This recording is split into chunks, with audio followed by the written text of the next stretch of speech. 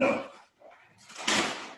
hello everyone. I'm Ron Brown along with my esteemed colleague Mandy Whitaker, and we'd like to welcome each of you to yet another installment of the Diversity and Inclusion webinar series. I'm sure we are all getting ready for our holiday weekend, and so I do appreciate those who took the time to join us this afternoon. Hey Mandy, would you mind sharing a few tips for those who just joined us? You bet. And good afternoon, everyone. We're just so glad to have you here today on this precursor to a nice holiday weekend. If there are two or more of you with a group today, would you do us a favor and just let us know in the chat box how many are in your group? We want to make sure that we capture how many people are joining us today. So that would be awesome. And if you have never used our chat box before, please look in the bottom right-hand corner. You'll see the three dots that say more, and feel free to use that chat box. We will have time at the end of today's presentation for question and answers, but as you're hearing the discussion and what our presenters are sharing today, if you have questions, go ahead and get them in the chat box so that we'll have those for the end when we have time. And last but not least, I just wanted you guys to know, Ron already mentioned, but literally, we have your host, your moderator, and your keynote today, not only in the state, spread out across the state, but spread out across the country. So we appreciate and appreciate the patience that everybody gives us. And if you fall off, don't feel bad about calling back in. This is a new world with webinars and how we're adjusting. So we all understand. And that's it, Ron. Do you have the objective for us today? We definitely do. You know, Mandy, technology, we either love it or hate it, huh? But we can't do without it. We're just stuck on it. Our objective at the conclusion of this presentation, we certainly hope that each of you will have a real appreciation for the impact of diversity and inclusion in our production culture. We also hope that the information shared will help galvanize a level of advocacy, or what we call a team of ambassadors that will be able to spread this D&I word and culture here at Hill and our GSUs. Because ultimately, here's what we really desire. We would love to have and describe our GSUs. We would love to describe our installations as the very best place for everyone to genuinely enjoy coming to work, and they can know that there are no limitations to their professional development and productivity. So having said that, Mandy, I'm going to turn it over and the rest of the time, in fact, to our speakers for the day. Mandy. You bet. And just a reminder too, if you don't have your microphone on mute, we so appreciate that. That helps with minimizing feedback. So again, it is my pleasure today to introduce our moderator. I'm going to introduce her first, and she'll be with us throughout the presentation, but she'll join us in a little bit. Her name is Miss Denise Albert. Many of you already know her. She's our wingman advocate here at Hill, and she is the diversity and inclusion lead for our installation. She has served our Air Force for 20 years on active duty, and now she is a civil servant. And she has an extensive background in wellness and resiliency, and she currently sits on the board of directors at the Inclusion Center in Salt Lake City and is a certified youth mental health first aid trainer. I just think that's fabulous, the way that she's giving back to our community here. She has several awards. Uh-oh, you there, Ron? Okay, she has several awards, and one of them was most notable, the Air Force Affirmative Program Award winner. So that is Miss Denise, to give you a little idea of who is our moderator today. But I also want to introduce our keynote speaker, which is Colonel Chris Boring. If you haven't met him, we just had the pleasure a few days ago, and I'm telling you, he is full of energy and life, and I really think you're going to enjoy his message today. He is the new aircraft maintenance group commander here in the complex, and he comes to us straight from the 31st Maintenance Group, where he was the commander in Aviano, Italy, which we're all jealous of. I know that. So his background is fascinating. I really know that he has a strong foundation in believing in education, as he has not one only master's degrees, he has two. He has an international management degree and also one in national security strategy. where he was able to get fellowships not only from Georgetown University, but also Massachusetts Institute of Technology. Now, this officer, he served all over our Air Force, from the Pentagon to Afghanistan, Alaska, North Dakota, Texas. I mean, it goes on, and he has a very well-decorated record of awards to include the Legion of Merit. Sir, we just want to say welcome back to Hill Air Force Base, and thank you for being here with us today. We've heard you have a great story to share, and thank you for your time, and I will turn it over to you. Hey, good morning. Thanks for those introductions, and thanks for pulling this together and putting this series together. I was actually quite surprised. I was asked to share my story. I don't consider myself overly unique in that sense. I just consider myself a very proud airman.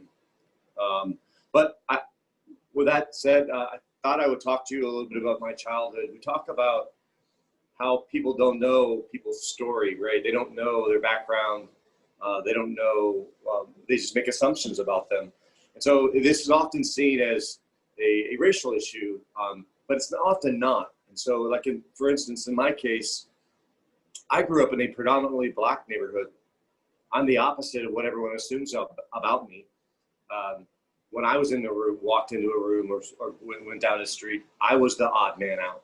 As opposed to, people see a colonel and they think, oh gosh, that guy must be from a great family, and then this, that, and the other. And that's just simply not the case. In my particular case, I actually was an emancipated youth. And what that means in simplest terms is I had horrible parents. And when I was a kid, I sued them to become an adult. And so that from the age of 15 and on, I literally raised myself. But no one knew that. My friends didn't know that because I didn't tell them. It was a very hidden and guarded secret, if you will, because I wanted to be normal. I wanted to be like everybody else. And we talked about this a little bit the other day about, what does diversity and inclusion really mean? And how do you interact with other people? So I learned at a very early age to treat people like they matter. As an example, if you ever meet my lovely wife, Carla, you will often hear me refer to her as my girlfriend. And I do that because the feelings that you get when you have a girlfriend and the things you do are different. If you treat them like a spouse or a word like dependent, my wife is not dependent upon me in any way, shape, or form. Just the opposite, honestly. And so I grew up probably with a different lens. And a little later, I want to share a story about one of my best friends and why this whole program really hits home to me. And I'm glad to see the Air Force is taking an active role and actually talking about it and about the differences in people, right? Because at the end of the day, the words you use, the things you say, the things you don't say, the things you don't do, they absolutely matter to our Air Force. They absolutely matter in production and how we make people productive. And I think the more we talk about it, I think the better off we get. So I'll stop there. We can start some questioning and answering if you'd like. You touched, sir, it sounds absolutely interesting already. And I just love what you said the other day. When you walk into a room, you change the atmosphere because you do bring a different flavor to most situations. Earlier in our series, we heard Colonel Carroll describe what diversity and inclusion means to her. I'm going to ask you the same question. What does it mean to you? So the best explanation that I've heard actually was from one of the webinars, and that was with the analogy of a party, right? So diversity is being asked to go to the party, and then inclusion is when you're asked to dance. And what's really funny about that is I actually love to dance. I'm sure there's some YouTube video out there, which I'm not going to give you the link to, but people are like, oh my gosh, I can't believe the colonel, the captain, the staff sergeant, when I was a staff sergeant, is out there dancing. I'm not doing anything wrong. I'm having a great time. And I love to pull people in. And so that analogy really resonates with me because depending on your personality, you might have to be the person that helps the more shy person or the person that's a little different, pull them into the fold. And just asking them to go there is not enough. You have to do something about it. And so that analogy really resonates with me. That is also my favorite analogy. And like I told you earlier, we do have a lot in common. I love to dance. And when I would walk into the party, I tend to look around who's hanging up on the wall, you know, who's the wallflowers, and pull those folks out. Being the aircraft maintenance group commander, how does diversity impact productivity? That's a great question. So think about in any organization. I'll take my current one. 2,500 proud airmen, whether they wear this to work or civilian clothes to work. Imagine if I could get each one of them to just do one thing. Not 10 things, not 10,000 things, just one. And help improve our work centers, help it make us a little more productive, come up with a great idea. If I could just get their voice to be heard, right? What I have found, whether it be Blue Suit or civilian organizations, getting people to be actively involved, actively engaged, that's really the benefit of this. If we can treat people like they're people and get everyone to be comfortable enough to have their voice be heard, imagine the changes that we could be making, all for the positive. And on the back end of that, you end up working, no kidding, not as hard because everybody's pulling on that rope, right? So the analogy that I like to use, we're all in a boat together, right? If you put just one single rope or one single oar in that water and you hold it, I don't care how strong everyone else is, you are going to have to paddle really, really hard to get to the shore. Now imagine if all of those 4 to 6 people are all just gently rowing, generally speaking, in the same direction. You'll get to the other side of the shore very fast. And so in our organizations, we let people put their oar in the water, or we don't ask them to row. And we do that because we make assumptions about what they think, what they don't want to do, or we tiptoe around people. And in maintenance, we're not known to tiptoe around anybody, right? But I'll tell you, and I challenge you to ask any of the airmen that I've had the privilege to work with, I treat people the way I want to be treated. I treat them with mutual respect. And that's really where this all begins. If you want people to be engaged, you have to respect them. My former chief, Chief John Double, actually came up with an acronym which I think is really helpful for people. It's called BIG. It's a great way to get people to talk. It's a great way to learn something about somebody. So what BIG stands for is background, interest, and goals, right? So think about that. In less than 5 minutes, you could very easily have somebody know a little bit about them, know a little bit about what interests them, and then what their goals are. And in many cases, especially as a leader in our Air Force or a near peer, you might be like, oh, hey, that's a great idea. I know this, or I know this guy, right? That's how you get people involved. And it's really easy to remember as well. That is so awesome that you use that, because my platform as a diversity and inclusion lead for the base right now is everyone has a story. And we need to take the time to hear everyone's story. And under that is such an impact. I also am an aircraft maintainer by my original AFSC in the Air Force. So for me, diversity is like a toolbox. And every tool has something specific that it does. And if we look at ourselves as we bring something individual and unique to the mission, it matters. And that being said, Dr. Hamrick shared with us the other day the power of words. How do you think words impact your team, the diversity, what you said earlier, the assumptions that people make about each other?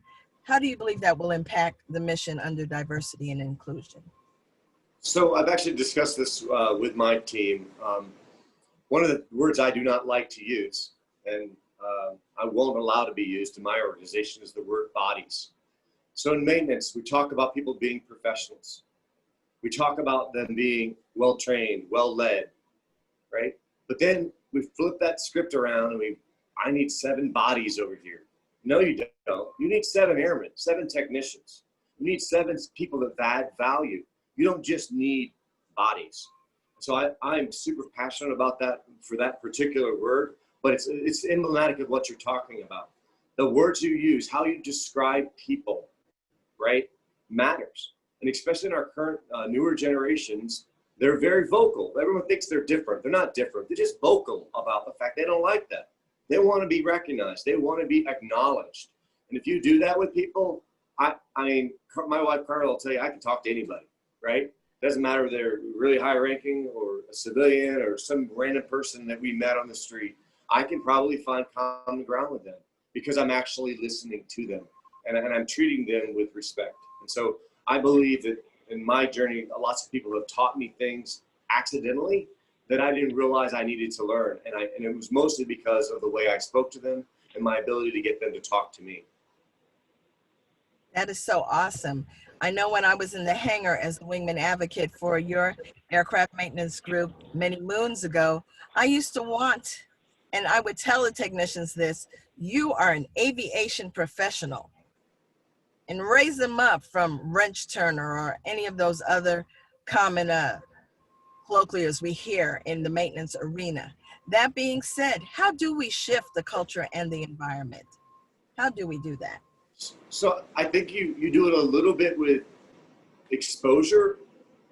Some people use the word training, and I would say that's probably not the best way. It is a way, but especially in the Air Force, we tend to have training fatigue. But if you expose people to new ideas and let them experience them and let them try them out in controlled situations, you'll bring a lot of people that might be doubters of the value, right, to the middle. There's always going to be some level of folks who are just, you know, the way they are, I'll say, to be polite. But where I think we can really employ this is to give them the exposure and practice the things that you say, right? And it can't be practice them when you're on a webinar, when the boss is there. It's got to be day in and day out. And then for us, for the more senior folks, we've got to correct behavior when it's not appropriate. Now, there's a great way to do that, right? There's the good way and the not so good way. You could yell out to your boss in the middle of a meeting with 40 people. Probably not the best way, right? But hey, why not wait a day, make sure that you, or a little bit after, when it's a quiet time, when it's not an emotional thing, and say, hey, you know, yesterday what you said actually bothered me. Maybe, but give them the benefit of the doubt. Say, maybe I took what you said the wrong way, right? And with that, they know that you're signaling to them that, hey, maybe what they said wasn't quite right. Right? But you cannot walk past a problem. And so I'll give you an example of that. I had a wing commander, and to be clear, not my current boss, but that said something in the meeting that quite bothered me. One of the things that people may not know is one of my best friends is gay. And when I didn't know he was gay, by the way, but when he finally told me or whatever, I thought for 30 seconds, maybe 15, oh gosh, we can't be friends. And he said to me, before I even said anything, he's like, hey, I understand if you don't want to be my friend anymore. Because he realized that, you know, it potentially could cause some uncomfortableness. And I thought about that literally for maybe 30 seconds. But you know what, that's, I won't tell you the explicit that I used. I said, no, it doesn't matter. Like, you be you, right? And people should be okay with that, right? And they were. No, it wasn't that big of a deal. But in this particular meeting, this particular wing commander said something that quite bothered me. And I waited till the next day and quietly, very professionally, told him that it bothered me. I didn't tell him why. He didn't ask. I just told him that it bothered me. And he immediately self-corrected. He did not intend it to be that way. But had I not said that to him, maybe I'll let it go, right? Because that's pretty dicey as a squadron commander to go to the wing commander and say, hey, what you said in the meeting bothers me. But it turned out okay. And my point about that is, especially day over day in the Air Force, it's okay to voice your concern. You just have to do it in a professional manner. And I would tell you, you have to give the other person the benefit of the doubt. You can't assume they're trying to do something bad, because they're probably not, right? A lot of people have backgrounds that, you know, are not good, right? They weren't, you know, as my grandpa would say, that boy wasn't raised right? Like but you can't change that, but you can change their future, and you can help them see there might be a different way. That's one of the things that is happening in our sensing sessions. Those courageous conversations that we're holding right now, people are being given an opportunity to hear a different perspective that may be different from theirs, so that they can open up their minds. We talk about calling in versus calling out. And the example that you gave with your commander is calling in. When you call in, you point out something that, you know, was disturbing, but you do it respectfully and with empathy. And we ask that whoever is being spoken to listen with empathy for understanding. That being said, I'm going to ask you my last question because I know there are going to be lots of questions on the line today because you do bring such a unique perspective to this.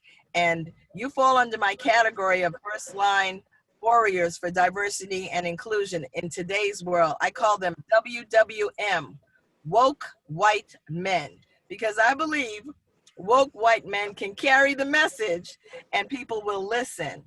So that considering our demographic here on Hill, and even though I'm mobile right now, and in the Utah area, what do we do to meet the challenges to be diverse and inclusive? Because we do have a demographic challenge here. Oh yeah, I mean it's quite stark. You know, it's nowhere near equal, right, across the board.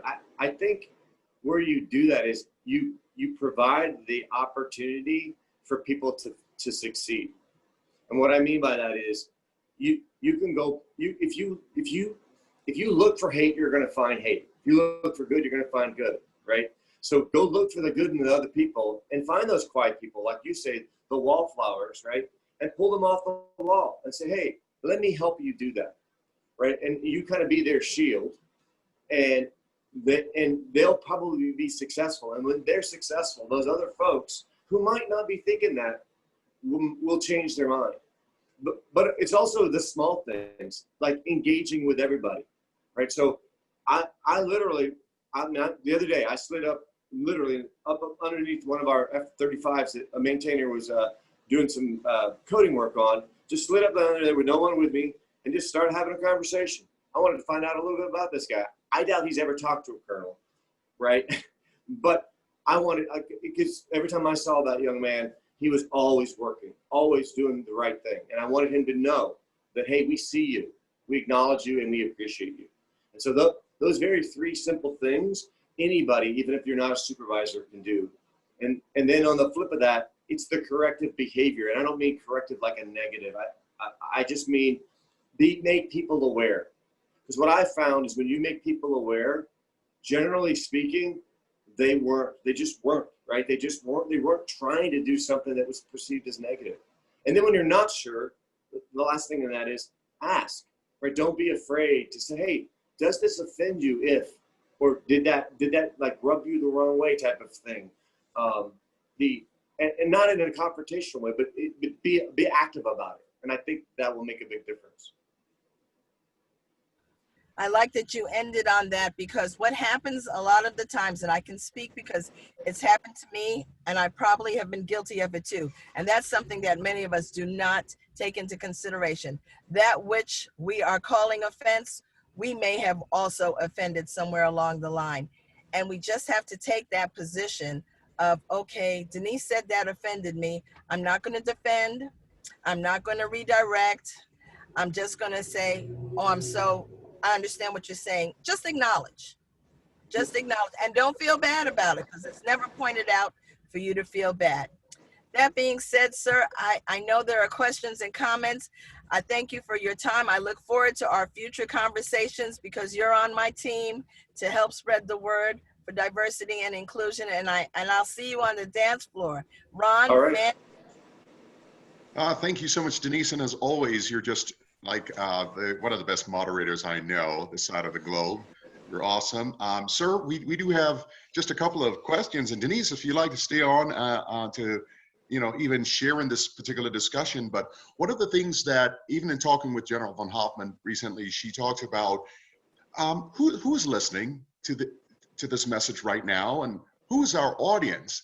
Are we preaching to the choir?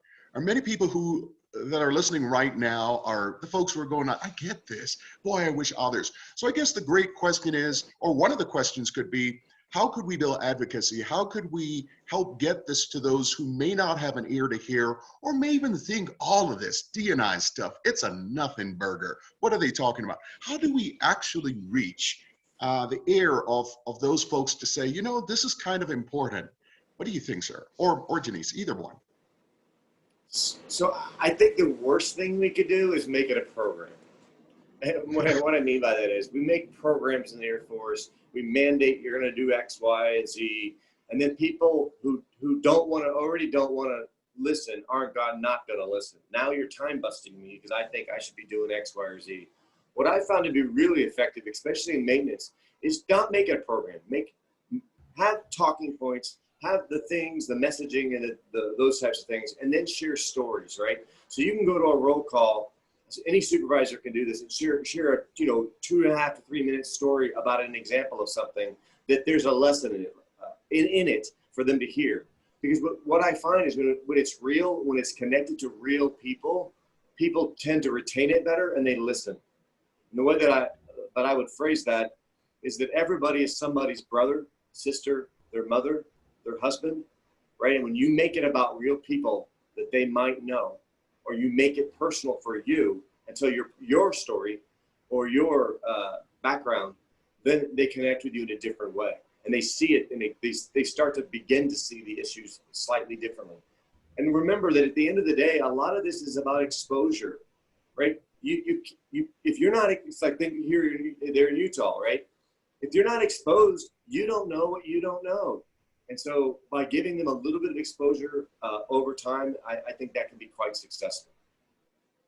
I really love that. And you know, it seems like go ahead, Denise, I'm sorry. Ron, I'm going to add to that. That's why my platform is Everybody Has a Story. And everybody's story is worth hearing. I like to treat diversity and inclusion the same way we treat resilience. Once you go through that resilience course, it's life skills. It's not really training. You become an ambassador for resilience. So as soon as you hear things that broaden your spectrum on diversity and inclusion, you become an ambassador for spreading the word, because you will talk to somebody who won't chime into any of these webinars, and they will get the information through you, and it becomes a part of your story. That's awesome. So a quick way to say that is you cannot unknow something, right? Yes. The exposure, the training, right? They can't unknow it. And because of that, it starts to weave in their web. Absolutely. That is absolutely well said. Well said. And I know Mandy has a couple of questions too.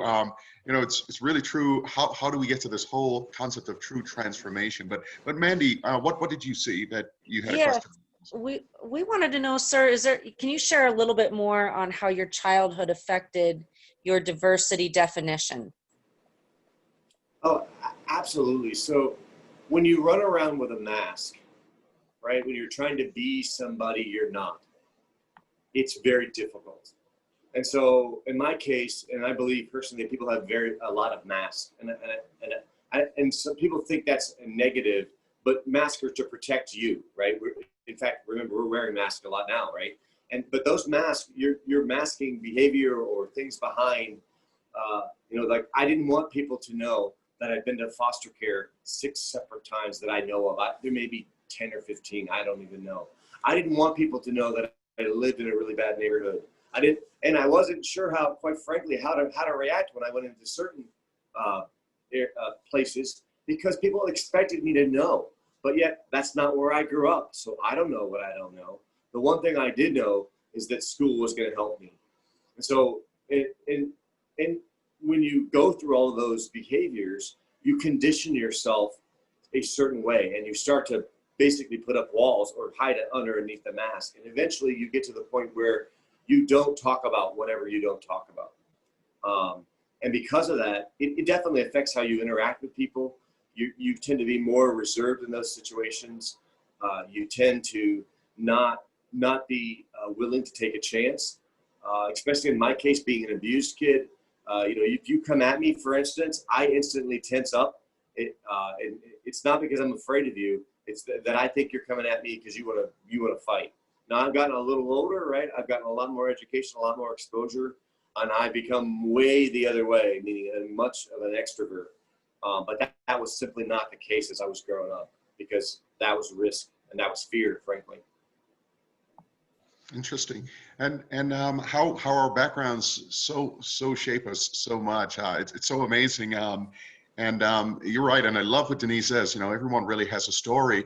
And oftentimes, you know, we assume we know everyone's story, or we assume we know the characters in each person's story, Or many times we even think of our own story and we wish it wasn't written that way. We would prefer not to have chapter A or chapter B or chapter 1 or chapter 12, but here we are, you know.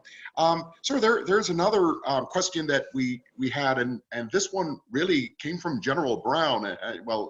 Sort of his concept on what we're doing in the way of trying to transform our culture and to really be a lot more healthy in diversity and inclusion.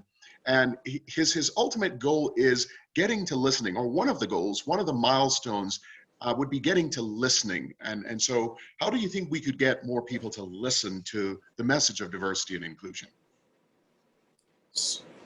I think in order to get them to listen, you've got to get them to understand that there's a challenge here. That no one is saying that they were doing something wrong, right? There's no blaming here. This is about being able to use and employ all of our folks to their fullest. So the analogy that I like to use is rocks in a rucksack, right? If you, over your life, you put rocks in your rucksack. Some of them are big, some of them are small. Every once in a while, you know, it's just like if you're in a marriage, you pull some of those rocks out, throw them at one another, maybe, right? I don't know. But you carry those rocks if you don't resolve them. And so the way to get people to take some of these rocks that have been put in their life over their time, both on the positive and the negative, is to get them out and examine them, to get them out and talk about them, and not get into the point of attempting to tell them that they were doing something wrong, because they weren't. They were doing their level best, right? Some of the worst parents I know on the planet, as an example, were probably doing the best they could. It didn't make them good parents, right? But it doesn't mean they weren't trying to do the best that they could. Now, there are horrible parents out there. And same thing with people, right, in this space. They might not have been doing the right thing. They didn't know. And we just have to give them the opportunity and more exposure. And then we also need to celebrate the successes, which is something we don't always do, especially in aircraft maintenance, right? We plow through a problem and then we just jump to the next problem. We sometimes just need to take a little bit of a break every once in a while and celebrate. Make a big deal out of things that really are impactful to people, and then be transparent with them. I think that's the other big piece of that. When there are problems, we have to address them, and we have to address them very openly and honestly. Like, hey, this is just not right. We realize it's not right, and now we're going to get after it together. Awesome. And you know, you said it so well, because many have said that your ears are connected to your heart. And so if we find where people's hearts are, they'll tend to listen. They have that ear to hear. Mandy actually had a couple of notes from the chat box. Mandy, do you have one that you might want to share? We have a little bit of time, if that's okay with you, sir. Sure. Absolutely. Mandy? Sir, from a lady named Tina, when diversity gets brought up, a lot of folks get defensive. They get very defensive. What's the best way to advocate for diversity without creating tension? Great question. So you have to ask yourself, why do you want diversity, right? You want diversity in thought. You want diversity in input, right? And so the way to talk, people do get defensive. You're right, because they hear you telling them, you're calling me a name, right? I'm not doing something correct. And I think the best way to do that is to flip the script about that, and talk about how can we pull everyone in, and everyone in a way that they all feel comfortable and have an equal voice. So, I mean, you can see this play out in meetings, right? Where people don't say what needs to be said. And all of that often starts with a leader. If you create an environment that has a lot of tension in it, people are not going to take risks. And in this case, when you're talking specifically about diversity, you can't start out with, we don't think that you guys understand diversity. We don't think, right? You have to share a little bit of knowledge with them, right? A snippet of that, then listen to them, right? And they're going to tell you why they think maybe it's not a problem, right? Because they don't know anybody. They don't X, Y, or Z. And then you take what they say back to you and you give them an example that's true and concrete of where, hey, that situation might have been more improved. And the analogy that I use in my group is, I want every airman that walks through that door and that hangar to be two things. I want them to be a proud American, right? I want them to be proud, and I want them to want to come to work. And if you don't want to come to work because people aren't treating you right, that's a problem. If you don't want to come to work because you don't feel like you have a voice, that's also a problem. And so that when you talk about it in a more concrete way, about something that is tangible, I think that helps them. Absolutely. Yes. I was going to say, Mandy, when you look at the Air Force definition of diversity and inclusion, it is centered on our Air Force core values and our Air Force mission, which is two things that everyone that comes through the gate have in common. So we always want to find a point of common ground. Now, I'm going to tell you, sitting in the sensing session with General Bunch, he started out with his story. He took off his shirt and there was no longer 4 stars looking at you. And so everybody had to realize he's human, just like we all are. And he said, we have to get comfortable in these uncomfortable conversations. And some people are uncomfortable before we even get started because they don't want to address it. It's one of the reasons why our public affairs guidance came out and asked us all to be self-aware, asked all the leaders to be self-aware. Colonel Boring is an excellent example of a leader who is self-aware, and therefore he can handle this topic without any discomfort, but then he has a unique background that allows him to do that. And so when we are uncomfortable, we have to find people like Colonel Boring, like myself, like this team, to help other people get comfortable in an uncomfortable situation. Absolutely.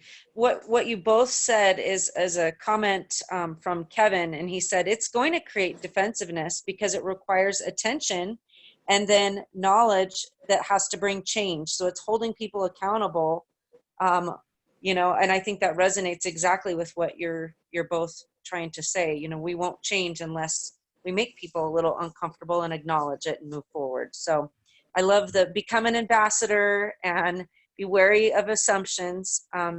There's a really nice comment, sir, from a gentleman named Ryan. He says, thank you, sir, for sharing your story. Like you, I wound up in foster care with an African-American foster sister and a Filipino foster brother. As a South Pacific Islander mixed with German ancestry, I don't look like other members of my family. People look at me as a Caucasian male who shouldn't know the struggles associated with persons of color. Like you, I feel my background truly gives me insight that others won't see just by judging a person on how they look on the outside. That's cool. Yeah, and it's absolutely true because people make those assumptions, right? My enlisted background also helps me in that regard because a lot of people don't know that I was enlisted, right? So when there's an enlisted matter that has come up throughout my career when I've been commissioned, it's like, yeah, I remember those days. So it's very similar. Very good. And then Laura, sorry. I wanted to mention real quick, another way to think about that is think about reps and sets. And what I mean by that is when you're uncomfortable in the gym and you're doing reps and sets, right, you grow as a result of that. And in this space, we need to do the same thing. We can't expect people to change overnight. We can't expect them even to acknowledge there's even a problem. But we can make them slightly uncomfortable, right, so that they do think about it. Even if they're defensive, right, take a rep, talk about it, and then let it go. Take another rep, talk about it, and then let it go. And eventually, those repetitions will get people to understand that there is a problem, that we need to fix it, and more importantly, that there's value in fixing it. There's value to every one of us in being a better human. Absolutely. Absolutely. Sarah, Laura also shared one thing she was taught as a young child was don't judge a book by its cover. And what her grandmother and parents actually meant by this was not to judge a person by their looks, skin color, or religion, but to actually see for themselves.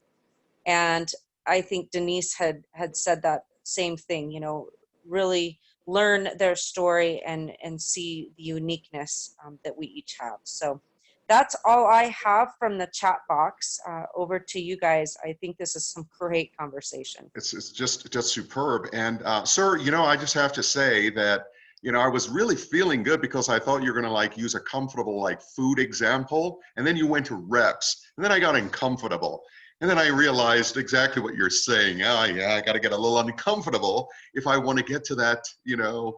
I have a goal 6 by 60. That's my 6 packs by 60 years old. So I have to put down the food and get uncomfortable if I want to really try to get to that goal. So I really appreciate that. Anyway, we were almost out of time, but what we'd love to do is just give you a chance to share some closing comments, and then we have some information that we want to share about some upcoming webinars. But sir, we want to make sure to keep this going and give you an opportunity to share your thoughts. Well, I appreciate the team for putting this together, and I hope that the folks that are listening take some of the things and the analogies and stories and think about, hey, how can I make and lift others up? Right? This is not about pushing people down. This is about lifting people up, lifting everybody up. And as a result of that, our organizations will be better. You're going to be a better person as a result of that. And that person will be better as a result of it. But you have to go at it with being positive about it. It can't always be the negative. And when you do that, my experience in that example is that I've seen at least, is people respond to that. They see that you're being real with them. They see you're being genuine, and they see that you believe, right? And those things combine to make that workplace a lot better. And in my case, obviously, we care a lot about how productive it is. And it definitely translates good, happy people that come to work, foster other people who are happy and want to come to work. If you go into a caustic work environment, it just gets more caustic. So our job in this case is to drain that swamp a little bit, get people to be talking about it, and more importantly, act on it, right? Actually treat others with mutual respect, and then you build trust, and from that, everything gets better. Awesome. They're great points, and a good call to action, in fact, to recognize that this is just not something we think about and maybe even just talk about, which are very important to do, but we actually have to put some legs to this and make it an actionable thing. I love your thoughts too about let's not make it a program. And having said that, it's an awesome transition to talk about what's going to be happening after this, because rather than having a training class for a program, no, we're having actual real discussions, because we are actually trying to, you know, transform. We're trying to look at mindsets and just help us all get on one team and one accord on this thing, because there's unity in strength and strength in unity. And so the upcoming webinars will feature part 2 from Colonel Carol. Colonel Carol started off and she introduced and gave an overview of diversity and inclusion, but she focused most of her time on diversity and asked that she could come back and share specifically on inclusion. So that's about to show up here at a theater near you. And also we're following her, we're going to be having, and by the way, that date is still in flux right now. We're not sure exactly when she'll be able to come back on to do that. But we do know on the 17th, currently on the 17th, we do have General von Hoffman. And she's going to be coming back on, and she'll be taking all the pieces that we've had so far in this puzzle and putting it together, from the introduction and the definitions to the focus on people, thanks to Dr. Hamrick, thanks to you, sir, the focus on how we can be more productive as a family. And ultimately, she will wrap it all together about how we actually use this as one Air Force, one airman, one goal towards our ultimate successes as the greatest Air Force in the world. So we really, really appreciate that. Now, there's even another feature that's coming, and we're going to kind of lean into it a little bit. And from what I hear, we are working also on doing a leadership panel. And so we will probably have some of our senior leaders on the panel sharing a little bit more about this particular subject. So we're really, really eager for that. And there are so many other pieces of this that will be coming very, very soon. But Mandy, there are also some other webinars that I believe you might want to let the folks know about. You bet. Just the last 2 on the 24th of September at the same time, same place. We'll have the kicking off with Mr. Fox of In the Know. And so that will be sharing good news across the OO-ALC. So it might be aircraft one day, the next day it may be Colorado Springs hosting, AMARC. We want this to be a monthly good news, inspirational thing. And the very first group that we'll be sharing is the Personal Recovery Command and Control group that does that software. So they're going to teach us how important that is and how awesome. So the 24th, and then also 8 October, we're going to have an interview with a day in the life of a female engineer. So please tune in for those. And last but not least, I just want to thank you both again for being with us today, and to thank each of you out there, even from the GSUs that have attended with us before this holiday weekend. It's an honor to serve every day when we can serve in a positive light and uplift one another. So thank you, sir. Thank you, Denise. Thank you, awesome teammate. And you guys have a wonderful holiday weekend. Thank you so much, Denise. Sir, thanks again for tuning in. And for everyone else, thank you so much for sharing a part of your time with us as we continue to build this incredibly important subject. And until then, have a great Air Force Day. God bless you. Take care. Take care.